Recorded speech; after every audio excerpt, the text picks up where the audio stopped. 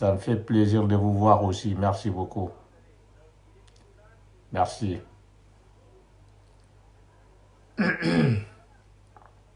On dit à Adam Tala. Mbafalanko a'udhu billahi minash shaitani rajim. Bismillahir rahmanir rahim. Assalamu alaikum wa rahmatullahi wa barakatuh.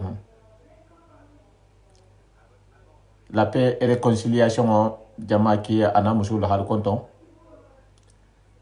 Uraina ntending aldoho alding alkumutani ho Mustafa Sawane. Varinya controla misilime ya controla tigininta ya controla famaji gobe control mento hafalbi en assalamu alaikum wa rahmatullahi wa barakatuh. Benala wala hada men kambi wala mu wala hada fulani hoti ni wala mu kelu ni musulula koti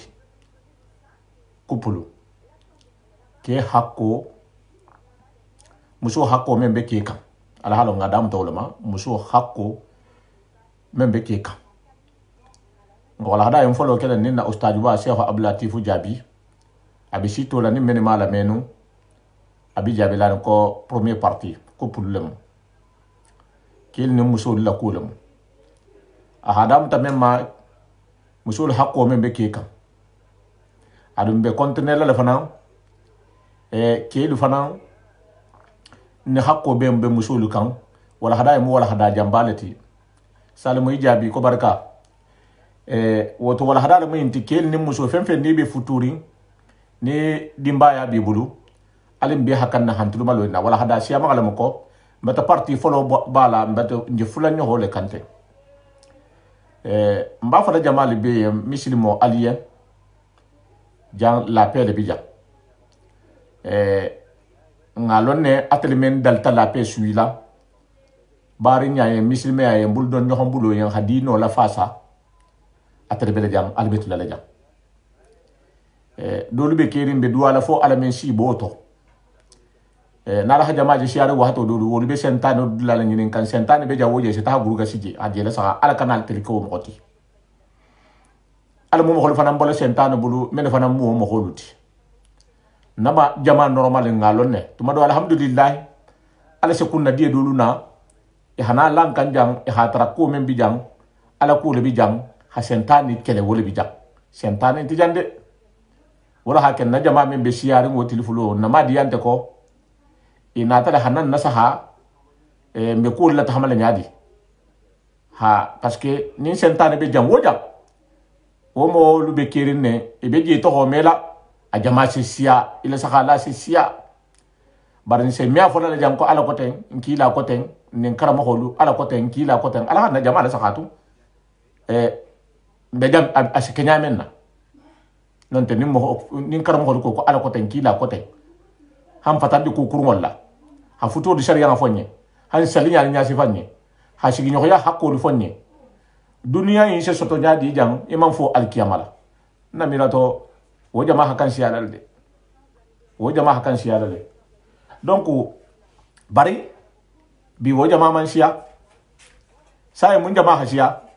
ni ha me jamen na ko nyohon do ya bije nyohon fa na no bije pop ila siti saje ila audience ila ta jama siyata woto alkanan ke ntara jama o sifa wolto a sentano be bento sentano kum fo be menna almu sentano boleto ntari jaja nim mem na tajam ni ibe magela jam e ham magela pekan e ham magi bari nyayen e ham madi manga ni hombo sentano bulu sentano manyi dunia yin kun to hasuto ndena la wala hada men kan kele ni musulu la wala hada mu ustad Abdulatif fo hawala hada men damuta wala hada siyama alemu kuma siyama ne betar la wala hada yin kono mais c'est que le nom musulu munafa donc ha fo de bari ngelien bari misil modien ko wala hada akunto hajando ni 40 minutes lemo bari inshallah mbe continuer la kan tenne han episode lemo ala hitullah lo mbal ni na ustad babulala nolo mo Cheikh Abdulatif Jabiti kelu musulu hakko membe kelu kan ala hitul malalo me wala hada damta bafala na karamo hen ko bismillah fulan yogo mais même ma jansi al kitab fi al ayati al ula linnas mbari ngalina kolmo fulan yogo mais même ma jansi al kitab fi al ayati al ula linnas comme nga fale ngo kumo be al qur'an aya folo nga men kara ya ayuhan nas ittaqu rabbakum kilironi abe mo ko be lañin fi asri rasul kila jamano sallallahu alaihi wasallam wa ba'da kila tambiri ngo fana abe be lañin kata kila jamano man khala bula be jamano men nabi kata bula sinina hadiso yimbe be alquran kullu be be nyinna ala fo nyen ko ittaqu rabbakum ala ko ko ngasila mari gonya pardon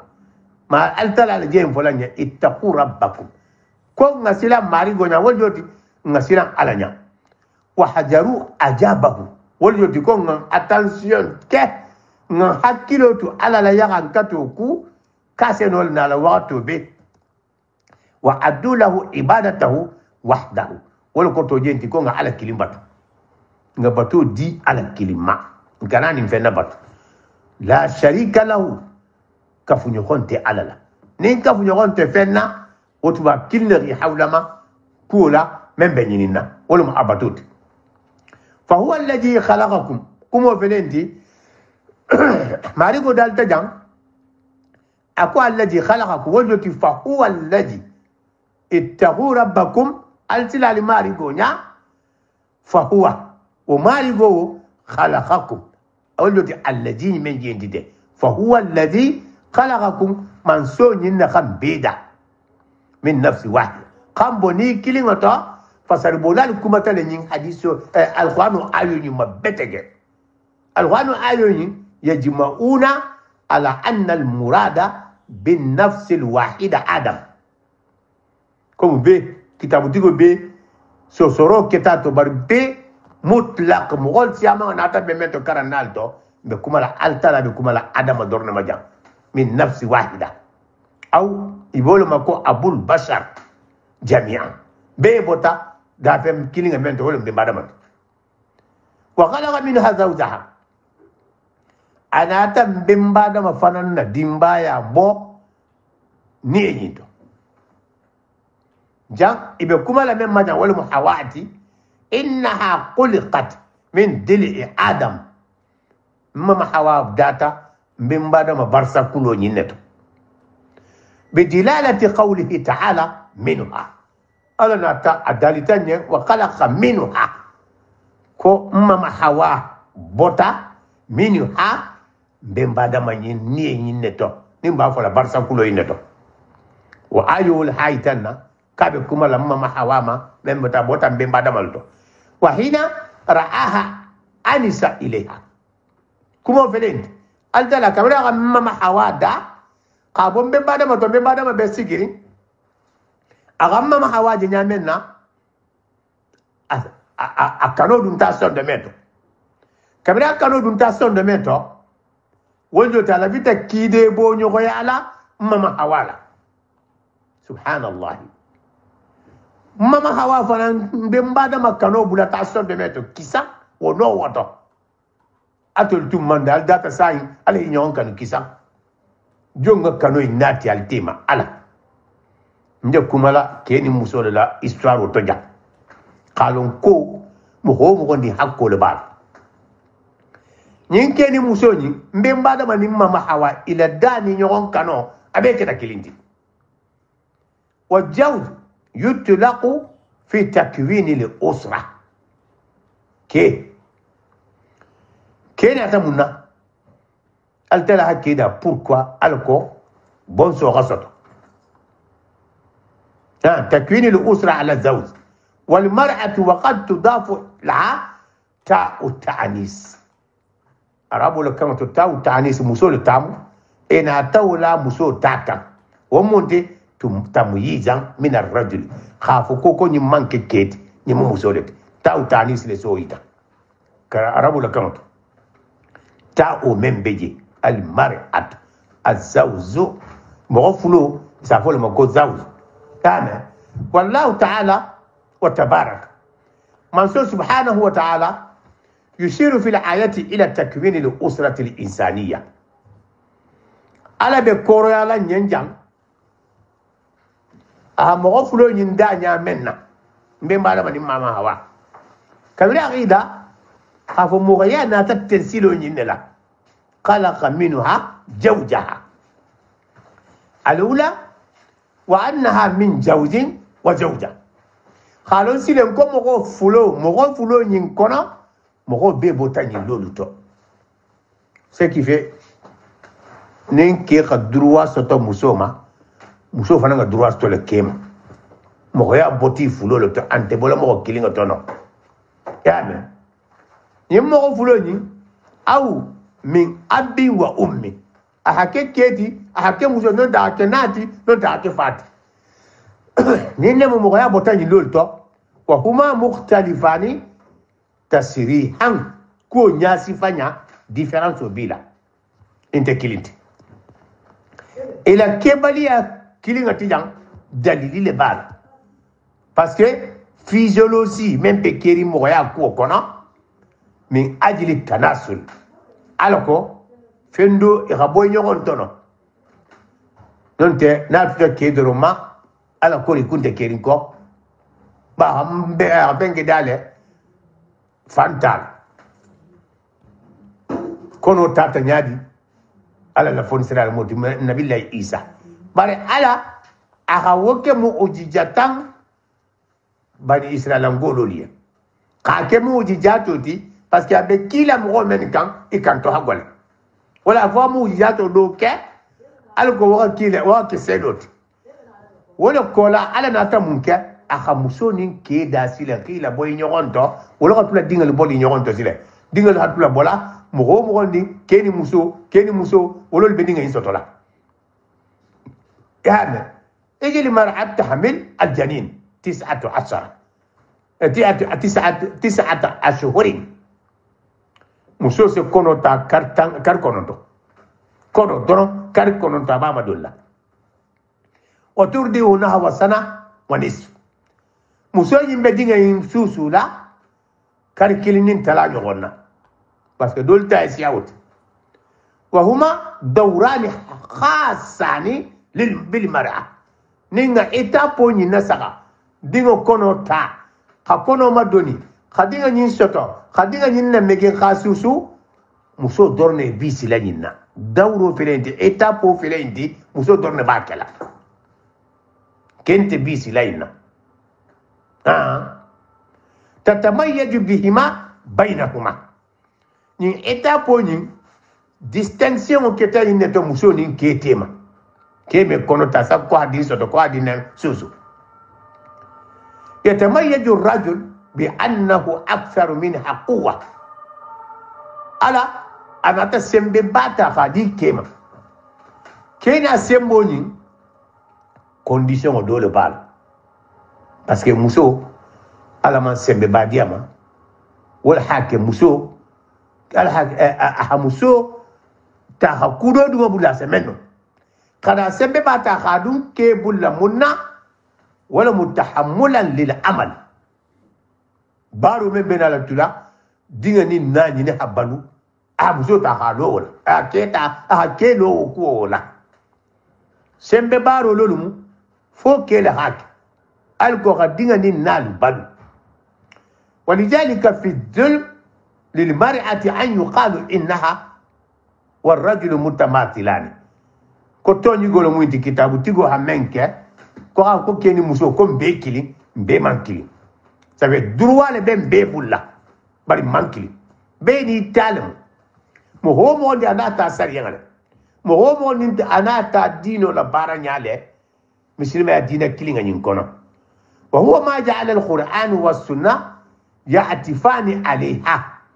altala nata kila altala al-Qur'an kona ani kila la sunna to ala nata kudo di muso maji wala muhinnanta ke ganyor musoka hinna musola ma da'wati ar-rajul lishafaqa khafu ke yen ko kini muso nyima as-safaqati 'alayha ite ke kini muso nyima isembo gabngati kama jaa fil hadith النبي مولا حديث تنبيت منا حافظوكو أوصيكم أو التواصل بالنساء خيرا من توصية الرجال بالنساء في المعاشرة كلا الحديث المهندي حافظ كيلي ينبطل يا مري ألغي حكيلو تمسولك هيرو سيلو ما فعل ده ولدي ألغي هيرو نيريما ألغي نيدي على تغميما وأن يقبلوا ما قد يكون في المرأة من إبجاج با كومو بتا سي سيفايتي كيين كو موسو نيمبوتا باراسا كولو كورو لينغا لتو كوني كو كيبا لا تيلي نيبا كاتيلا لي مبا كي كان يلو كيت كو في حاله تيلي ني هو كيبي كيلا الحديث للصوص لا وجودي حكورو من ترى موسو تو سوموتو على كورو يخاتو كان نابينا فالا bari kana force ko fonga la tili etele be hinala igana la koro wotuji eta asilo nyini bay tele sembo gam li annaha maqluqatun min dil'i awaza muso nyin data barsa kul koro dinga nyinne to wa awaju ma fi dil'i a'laha isharatan yuqimaha أو إشارة إلى لسانها النبي يبو كوريات فندو لجان فوكي بيخي نفهم أكو كوكو إن جحبت تخيمها كسرتها كوكو ني كوكو فو مسيو ينغتلي نفو كيبا كتلالي كتو يومو مونتي أنينغو مسو نينغو ويوتا أنينجان لبي مسو لا إذا كو كمكي مسو ين ni haku kilinke abole la kenala mem be keta bata be ke jieto mba koni ba kafula nyine kam non iri hakilo tu non ku ite ke gas ibatu la nane ngole wa qad yundad wa laqad yanid anha min alfajin nabiya kuma do se sotola musola wajoti kuma do se boria adayin to nimba fola anenga kan kuma wolu e mo kuma gole ngoloriti abe men fayla mohoma ni mi hakilo ti saba wa yughfar laha dhalika kuma kuru wo men be bola muso bulla ni te ke ko kibi kala kan wolto ko ga gosi e ba fa galale altala ko wa asiruhunna bi ma'ruf ene muso inga kafu nyaani male kande parce que annabi mo la bangi kono ako kumo men be fola muso men kumo men fola ite keyen wa an yughfar laha dhalik ika kuto turi kayen wala ikana ko fo imbe fo nga imbe ka gosoti fa inna ar-rajula in hawala an margalo na karamo ustajo atel men nyana bengama kele no musolu temolomo men be futola ke hakko men be den nim musula ani muso hakko men be den nin kela nen karamo ustaja bulatifu bole kan ala ko ke ha muso hakko lo ala ko muso fananga ke hakko lo bara mekeno sabarula wala hakembe futu ke be trada ala ko hakiltu musuluku ha musulu fanantara ala ko hakiltu ni honko ale ngala ko mo mele jan sai muso bota barsakulu mento barsakulu be bada ma barsakulu to barsakulu be ko le be koroli c'est-à-dire hayita ni ko kibe muso latilin na muso be koroli ma ni ko kiba ni ko koro harabadin yalla na so korolem ni ko ki halatilin iba katilale ibe tulo dunnama na la koro ibe tulo dunnama e ha mamudariya e ha asam ala hasamba comment dire sensibilisation la ani démocratie ala ko alisi ñoo fahamu ñame ni men kusanya to la wala jana kusanya amusu mutala bari nje muso lu tale fo kan muso hakko men betilin nin kela keli fanan hakko men muso kan bena kan no kan ko abenar wala hadala muindi mbet hakanna beto agullo ma na bangema al bantoto ma na bun kono ma insha Allah wala hada yimbe na la be kanne wala haken di deuxième partie le kan to ma do yimbe tan la han 4 6 parties 7 parties comme ça abitan la han wo kono donc al si tout malo hambe nga continuer ni ustad Abdou Latif ko ni ma sangi al si hakete parce que malo إهامة حتى تستمر إسرتها إبه بطلا إبه سنة لكوروني نما ألوكو الله كفني ويا غتلين نيو منو كونتيني لا نيغو كيبالا تلنا الله كفني ويا أنت كونتيني لا نو أمي كونتيني وحتى لا يؤدي شقاقهما إلى الفراق parce que نيغو كو فورس يفونغا لا تلين سونكو لجينالا ni sonko ni kafujoren de kala ni mala sonko tena la banna abe alla dila mumma al firaq wal infisal be khajen se nyorom al ghafata amanna wuli wama kole ko sabaru ke bulla qatili musola parce que munna e abe korolne fen korolinga la tilinga mandi niko kibala tile ba ko iba katilale ali nga kila la hadith do janname ken me kuma la wolo yembi ne ali ko galibe la tiling do le kala ket abela banna fatanga la parce que ante tilina annabi mo ko ako ala la ayu alquran ayu ko wa tushiru alayati alula biqalqi hawaimi adama ila ma yanbaghi an yakuna bayna zawza wa zawz ayo kumata nyen kumenga kankeni muso tema akumata nyen wala mina tajanusi ali nga ke jinsi kilinga lati mo kilinga wa ja'alna bainakum mawaddatan wa rahma kano fenje man si nyon kanu men mu kilinga ti keni muso na futu talibe kala kilinga lati wa adamu shiqaq nyoron soso ali ngotu nyoron tuje nga nyoron soso bo nyoron kona son komese ngo tuje ni dunta fitino ni ebola fitino ni dunta tumodo muso ni ente da muso ni me dano bun kono parce que batana non te bata dum bu kono eni ente da parce que muso ni ta tula yen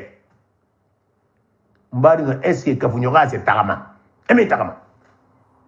fo bele khasabari ali nyokhonya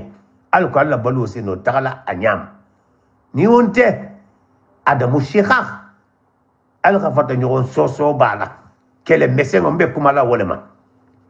kama tushiru ila alqaya min takwin al-usra wa hiya at-tanassul al-qur'an ayo men folo kara akumata nyinela khafuko alla sabaru nyoka digali be sotola nyineto digali fana be matilina nyineto at-tanassul qabo nyonto l'istimrar al-insani alko moya ha continue parce que atol mo fulo men kafuta na atol ko kalinte sabarla ali nyonya est-ce que dinse soto ke ba hajo kabula musoma muso komba ase soto dingo mun ben ala uti kelo nin kelo nata futu on teregile la bitu wala mu altala be masabarla kono ala ko nyin tanasulu qasata l'istimrar l'insani mo ya hatla continue la على الأرض بانكونينكا إذا قال تبارك اسمه وتعالى على ذلك لما يجند القرآن والقرآن وبث منهما رجالا كثيرا ونساء على سبحانه وتعالى أكون ينفلو القرآن بمبادما أنما ما هو دين بيجين سنتا خبوي لولتو مغيا بيجين سنتا خبوي لولتو رجالا كثيرا ونساء كينيا مسلمة abe botali lolto wala joti kasirati wa nasarahuma fi anha'il ardi nini fulole moya jinsin takaboy lolto banko inka ala ikhtilafi anwa'ihim wa umamihim wa alwanihim wa luqatihim ali ngala saga be gabo memba da bakilinga to mo wala kana kenya di sile be ni ta no do tibabu do fatafin do arabu do tamulu do sinwa do mun be ni ta aniwa wa umamihim be mantu groupe sile français anglais américain italien portugais katarabula africaine ni mume be umamule moyni be kilingati wa alwana do gema do wulema do fimma nyinne mu altala la nyini ngati abe bota be bada kilinga inato nin kurata wala sile ali ngana luqatuluma français anglais portugais katarabula munna arabula beni takan kasi enduma katarabula sini wala tabula japonais la katarabula fata finila beni takan jolofo soso fula jahanga bantu to Allah subhanahu wa ta'ala ana takangati khadi be kilinga ma be signoron fahamento est-ce que Dieu mo do man c'est nkeno ala dorni sak kalbi mo do mo kilinga yenne be kola wa qaddara lahum ma'ishahum ala nata be badunya ta khadima mborin kola be badamato kabe barunya ta khaditi goma wa ahwala ani be kala nyamen ibe kala al hala jomma wa asbaqa alaihim ni amahu wa alaihi ala na taala nemo ta kala kamali ibnu adam mo be kilinga yen ko nga bali dunia en kono en paix ni ayo ni ali nga aya fula nyogo la saga ndena aya kilinga la fasal ni aya fula nyogo en fi mirasi zakar wal untha ali nga na ke talata nyamenna ke ni muso fanantima ayo na tatile nga karna kum folo wa anna lizakar misla hadd al unthayn ala ga muso fulan ni takadi ke kilinga pourquoi wa kanu fil jahiliya la yuwarratuna parce que jahiliya tumoto muso me kenyi soto e me kenyi soto mutlaqan zawjatan aw khayra mutajawija parlo zawjatan aw khayra aw zawja aw khayra zawja e keta musule tiba e futurne ba e keta musule dinta futurin ba hari baba banta kentiye muso jahiliya tumoto kama yadullu kalam ibn Abbas Abdullah ibn Abbas la bangi na tatite bal kanat zawza idha mata zawjuha tawarrasa ka ay shay'in min mata'ihi ese muso nyin kele esa boy ko marchandise be keta la nyamen sabe reglin te kiri muso la hakula jahiliya jamanonu arabul qur'an مناتك فنظم القرآن الميراثة على كبيرين كلا ناتا أغاني سيستم وترارا بولتما أغا القرآن لجي كلا ما أغا كيني تلانيا أورغانيزي خمسون نيلة ترات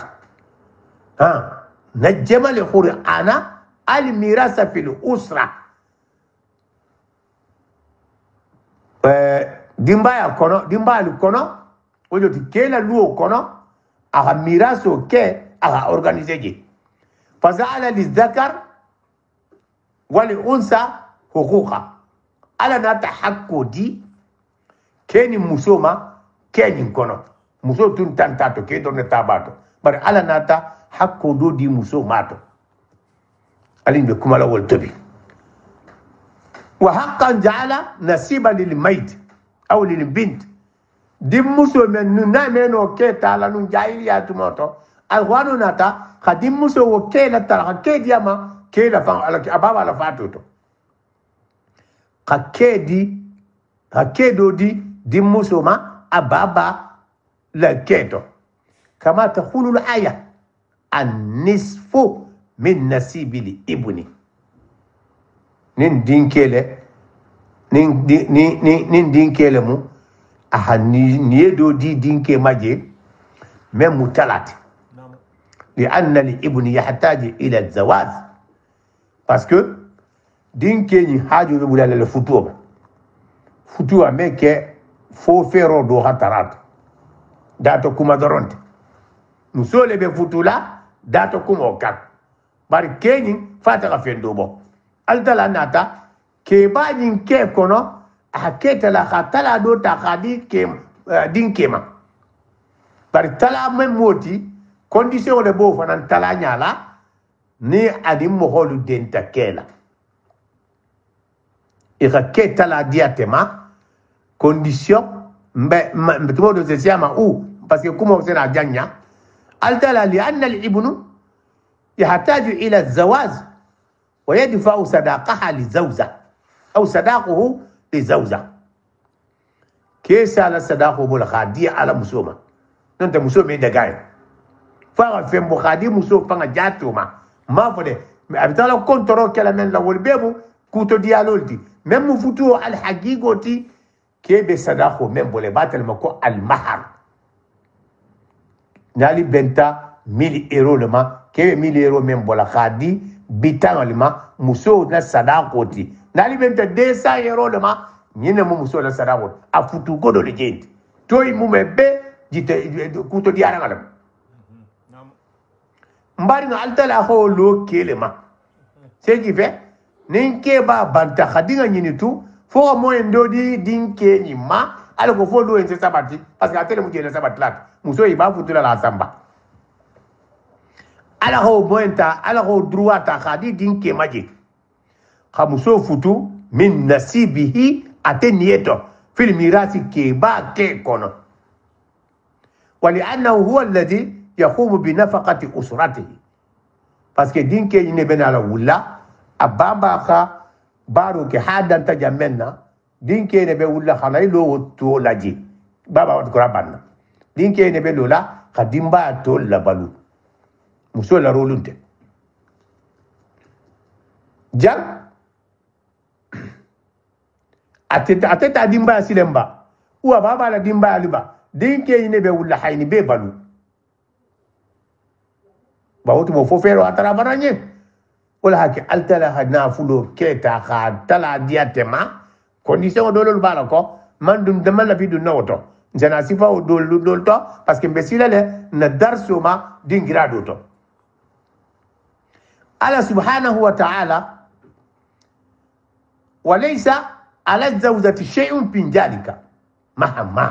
kanat sariya na fulo siata nyawunyan dimma muso be niye men sotola na fulo ke bala keto antadu na dimba baluto je dinke men belu kono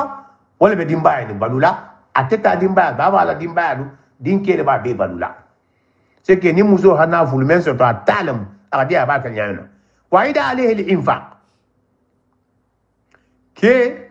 dépense be ke le mamatugu dimba nyin la balu nyala ala walidayhi awulu baga fulo mani be keri de kei ne silo qawulu baga fulo balu wa akharibihi bari masuti ko meni beje ate kela rolo lo mutugun kayni balu in kanu muhtajina na hatra kinte banna li to jote nim bulu kulu lolo muiti fenti bulla ke men belu ko ro walja hakilo tula ababa sigi nyogoluku ababa bari ngoluku musola rolunte ni mumebe wajibo lo mukela hakke do sota menga siya musotat ala hakke bunyanyina altala sila subhanahu wa ta'ala nje kuma la kila la alquranu ayu fasar nyale la kitabu tigol jena la wolet pourka ke atalata misla hajji li unsayaini li zakar qamusu fulani ta khadi kema mogodolu bi mogol la londo bata sima non te da fatia bata sinyima ko pourka ko alabe keni muso la ken la siala musoti arolo dolo muindi ni malo ke tala nyale bala altala al khatala altala na kito la yana tula wonyale mogol la rulun te tarlat ala subhanahu wa ta'ala wala hake jang التجامات لولو بكيكا كي تطلع نانين ولأنه هو الذي يقوم بنفقة الأسرة كي لسولي دم بعد ديبانسي وتما مما يجعل على الابن الالتجامات أسرية مختلفة كينين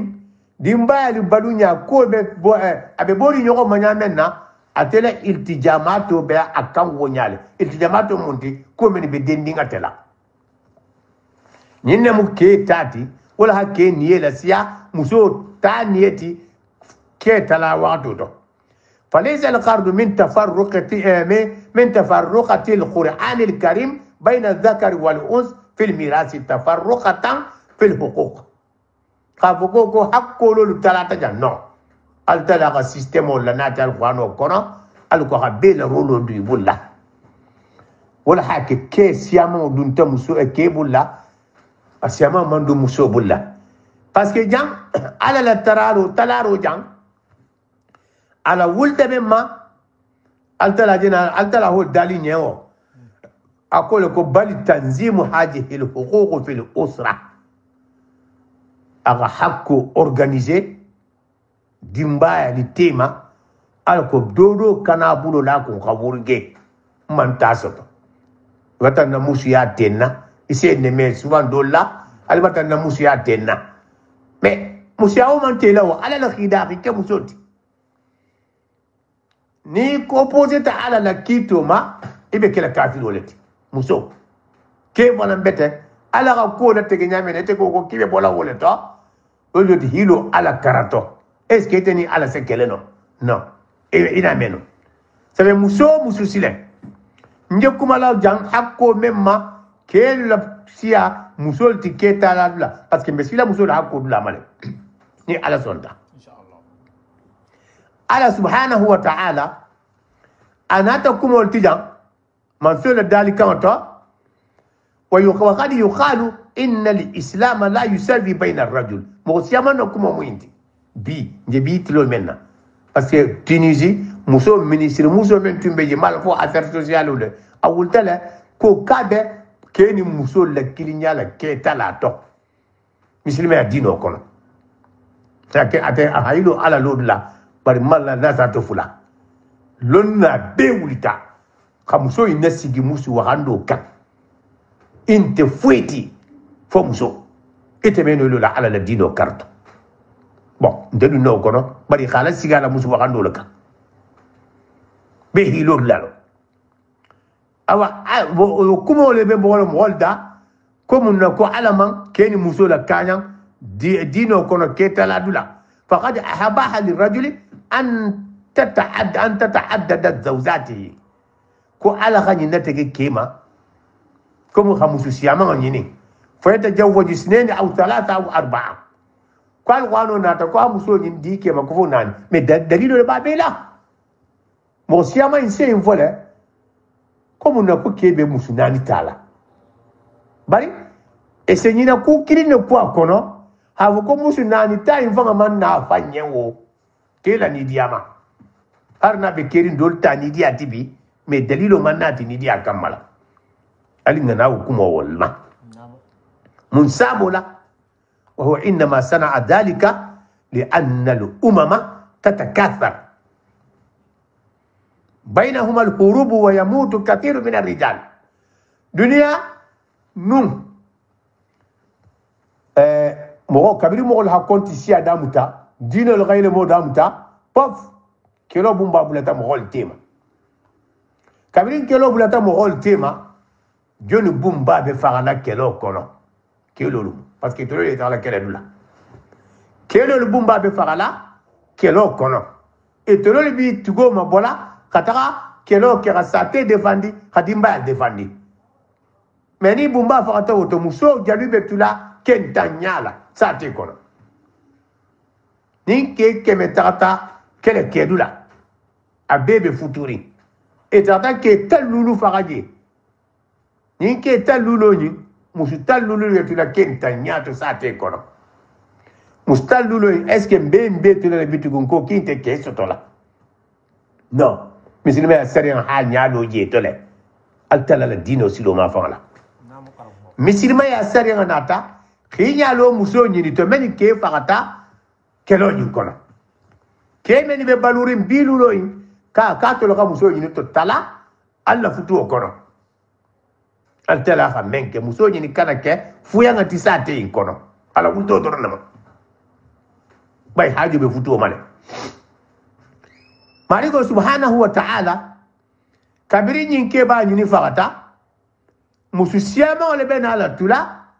nyin keta kama kana fi sani al arabu fil jahiliya arabu tumbe tenne ila jahiliya tumoto fayarbu adadu nisa'i tayyibat muso konti testi siya bitu abe kenta jangole mako musu sarifo siyama wala betiala sate kono wa abukara ala adadi rijal sunguto konti le bena la siala musu kenta nga siyama wala konti bena la siala ke konti tisate kono wala ko be nyabola no nyadi fa illam tujad hadhihi ruqsa nim muslima sadi nga soni yaro ni manna yame jarra ala jalika ila ifsadi ijtimai kabir nim muslima sadi nga manna ha organisation na tarasate nyin kono keme muso meni keri banta ke kotenga no nyalu la wolto sungutu kotani fanan ben ala sotola woto libe meke naje kente na ala sotola men bitala olbe na ala kele nyadi musu fololu e ke bataba e gadi muso meni soto ol fanan bata mege nyini betula nyadi musate inkono kenti futula na hadra ko bebe dan nek musu kilinga lema otuma muso ni je kele sate inkono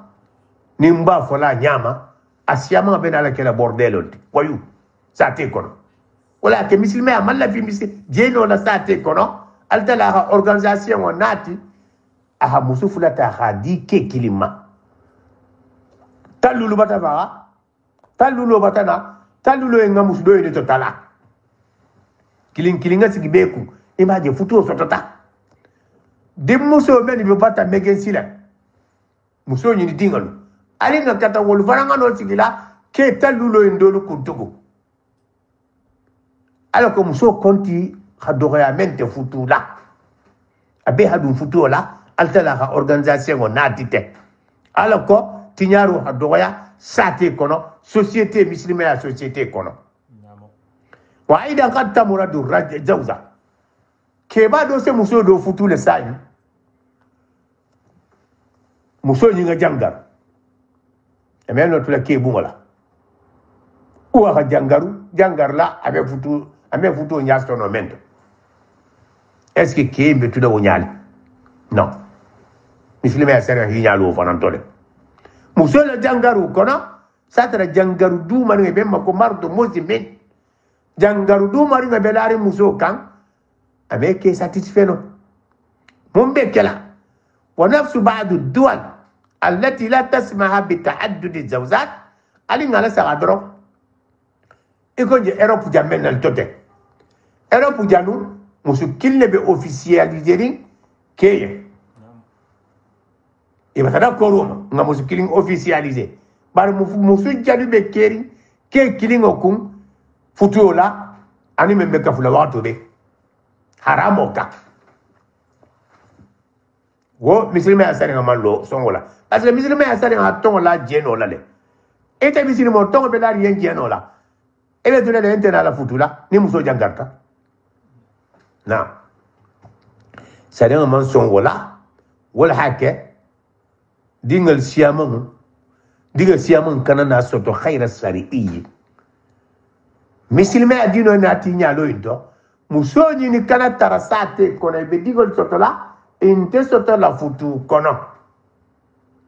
subhanallah fadarat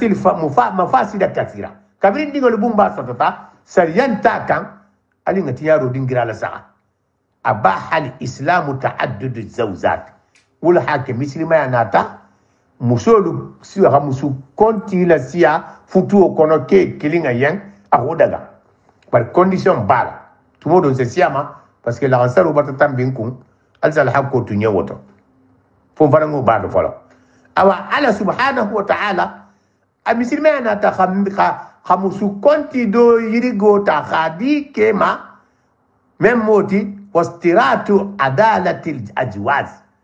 sharto membejang muso konti la siala al adl bainahunna ite ke khatili ni fulo tema o yini sabo tema o yini nano tema tilinga silen obe ala la bulla abe tilna nyayo na abanya sibalanya qailan fi matla suratu nisaa suratu nisaa kono mari gola dalu kono abada laje akoko fa in qiftum alla ta'dilu fawahida ba tilinga le bekela condition di musu kilin fula sabanano sigola ke kilinga kun fo tilinga hake nin tilinga ni manke mun daga tite ke wahid kilin kiya musu kilin futu watu ibulla bay metili ila tilin bale yawo apati sanctionner e atu kilinga ka wojoti hakke hakkilo la bunya tilinga dula na mano ya kilin dunga bulla ya kata wahi wasa fakat musu kilin wala daga ta keyen na metilin no musu nano tema jam altala subhanahu wa ta'ala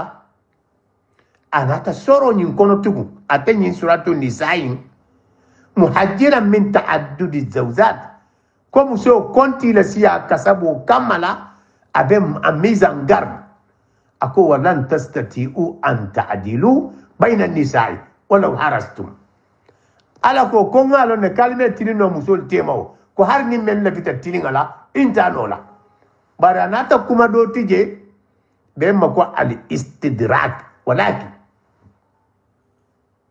la tajarruha kal muallaqa ala ko bari alla tilimbari ya be al temeno al ken kara dolu bula fe ke sa ko mo gontiti muallaqa iko sama ta kurungo ya kata ka faila magasan kono magatan koto nimba for kafu kono wa ka'anna Allah ta'ala yaj'alu ta'adduda yani azawzat li darura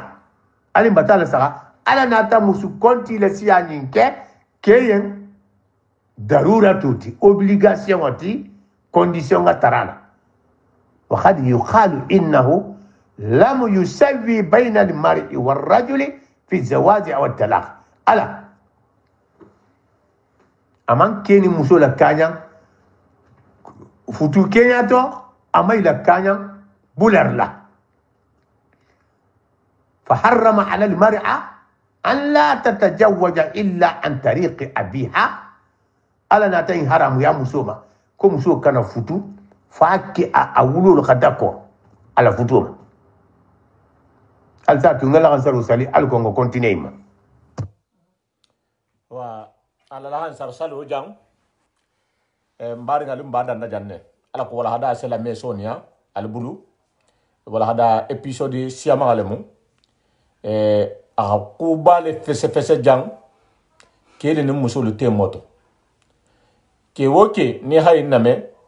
muso hakko men be den nila men manke nila baroti aba bi fola le jang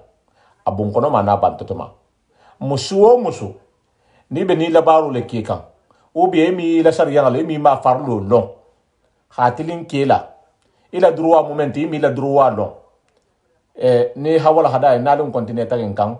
ite muso ibi la droit lon nale parce que aba fo kan baraba fasar kan na jahan kan le to ala ko besi ma farlo lon kema muso bulu woto be wala hada nyin dan na janne binne ustad abulatifu menari wala hada siyama la hasialet na ma tanku kensi wala hada siyama la na première partie tambita il y a une semaine tu me rappelles il y a une semaine te dondi wala hakebi njana na deuxième partie wala hada bembulu harin se sankilin kijang ala koten kila koten futu bulo ma dino bulo ma wala hada bembulu mbolo bulala lisagoto wala mum munafandanga te wala hafisa hasia ko beti be men fula diyan adin sembulo do no hambulo alinga ke kilinti alin ngam fam masiti sabarula gimonala arham salungo mena la wala hada ti aliyen jawulu wala hada be kala are wala hada kende balid wala hada be nda titre le fala yen nyimu jimasalu muna fa membe jimasalu la ni haje njabula la segoto nte be barakan ne me jimo soto me na fani ya fali yenja na jima soto foni mambara jimo memma o dungu sena wa hato yin to ten folo barna la meringe ahambula réfléchir kunya wulikini parce que jima salo muna fanga membe jimo salo la na karamo hona ta woleka ni me jimo sali ase jima salo diye ni se jimo sali isi do hota kan tugu ya jimo sali benalo wal hadalti arhami salungo ni ala hala nyini même heure inshallah ala même place 21h30 jima salo muna fanga membala benar ustad abdou latif la infana wala hada 3e partie inshallah benar wo fana kan nem benala nin ko don ko ustad abdou latif wala hada parce que c'est mo la lon tiloto jannim benala wala hada kel nim musulula sariya ha nyohomma o titre wo nala ha me al salon ha fo men be intéressé lin wala hada inna ndum be hakande intéressé la parce que mbe mu futu lalati mbe mu keleti musulu ben na mekan inshallah ala kon se nyohon hakkolo nyamenna parce que nala ha nyohon hakkolo adme ke nyohon mama siboti musoni ke nala kata nyohon mama siboti jang wala se ta nyohon na retardé frontière la wala mo arjanda dungoti asta yi den nyohon na je ko do metambe hakke satra problème albata nyohon na nyala bumba dunia ja par nimbe hima farlolo tubado insanya bo jang be se ta hita hadula ala makala arjannati ala mun she janyala ala mun laban kunyuma ala tegalama ala mun teben kam ben dunnan na bungol kono na habi do kono la ndamalu tema ha fale mbe ko rili wallahi nyante wato do mbe gungonna bar wal hadal le bijang fonga bulali sagotole ala ko se continent famuna muna fannala ne menare ustadi ay mel fananga wala hadadimma mohammed se mohodu nakaro hafania fo hafania la mohola o fana wo wala hada ni wosita wallahi nala hola me wodungo fania fo la be salon fania danger membe fania la ani hat mo to nyigi to nyogo danger membala be kushama na aburdela ala ko ngak nyohon dema ngani hom matilin ha nyohon dalu silo kan silo me musratul mustaqim siloti se dunia yiso to nyaadi manfo alkiyamla ngamen fali alman na audience je na jamaaje awa bari ngalu atri men jijam adin ngaki ali ngaki annabiyen jamaa la siantala barnin jamaa al do hoyata nyawnya al hakkeso hatara keso leka ni sentane be bulari sentane ko na be bulari ni haje mbe silandi al be hakan silanna al hi hakilitu betege ni sentane ko mo le bijanteng satara sito be farin tep isa kontasta hammo hokemeni ko de dunia la bangale la alin sen hakilitu nyon ko betege bar ni ko jang ko ala ko ten kila ko ten iso fo nyaaw nyel audience isa adanga jele bar ta sentano be lamento wala wala hake alin na kan silanna alin na kallonna ha fo dunia yi bebe bandal lundo asila fando nyine wala mu nyon hakko lonte wala mu ihila dino sambanyalo ihala bara nyalo bimbe sate do la sala amerika lemu ya sate wolo ngalo sate wolo no mala nambe sankeme ku si ko hajelo ko retraité wolu nyabala télévision la kunu ne ba tuma do siama betaje fayda je sate ki o belo la tumo menna mo retraité do se taxaji barbi otumo ta belo la tuma men modernisation le bidje otumo ça fait abeta ke ko me kutulu barbi je sate wole mafalina ko ha moderniser parce que retraité men benala do men folo lu nata je ko lu beta bang mo nata le place la de mais je la kata men nyala no fayda wolu beta bang mo dantan din ne je tourinje kuto men genna retraité kuto men genna wol ni nouvelle technologie ni ko wolu ki be je mafalina mo mbula tam kono ntele nin dor le je den ni sanke mo nyi nate ntel dol betta sanji bi na ni sanji bi lulu ntel menje sanji bi lulu sanji bi woro to ten din nga menje soto labi wol be sanji bi lulu si latuma me wo batar lantel betta jamma bo be tahta betta jamma bo parce que intenala ni be sanji bi woro kuta soto ou bien do kuta soto wo be kala bamba buda jilo yelati dinne men je soto la men je sankilin san lulu san woro ita tahatu mo wol be sambi lulu sambi woro istahi fanandanda bo ni hawlo ha fo ko dunia intela banna bari be tahala jammen ko non ne mu continuité ti non ne be la banna ni wol mo alkiyamati ni dun ko mo hoyen ko ala mo idun na arjanna sa fonda walu ni kayen ko ala mo ifala asi so be la ka bet nan kala arjanna indum me soto foni fakata woto me man fola barin ke mana musulmani alin sen hakil tu hanko alin nan kuma nya la saha alin nan ke baru la saha sentan be jango jadi hi so bo jila al bi janten jamandin be jang bara alhamdulillah rabbil alamin al batalon hafo ko ala kan al be jang al bo le la mekam mena la wala hadal tirjam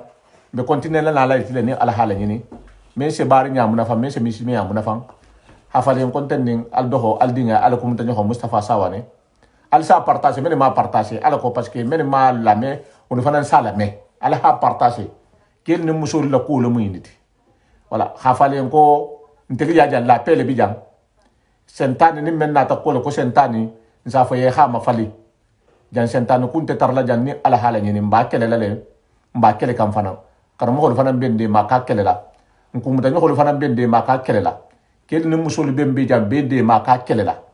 nindum denta ngambulo du nyoha bulu mbama no la fana ni ala hala ni ha fali ko salamullahi alaikum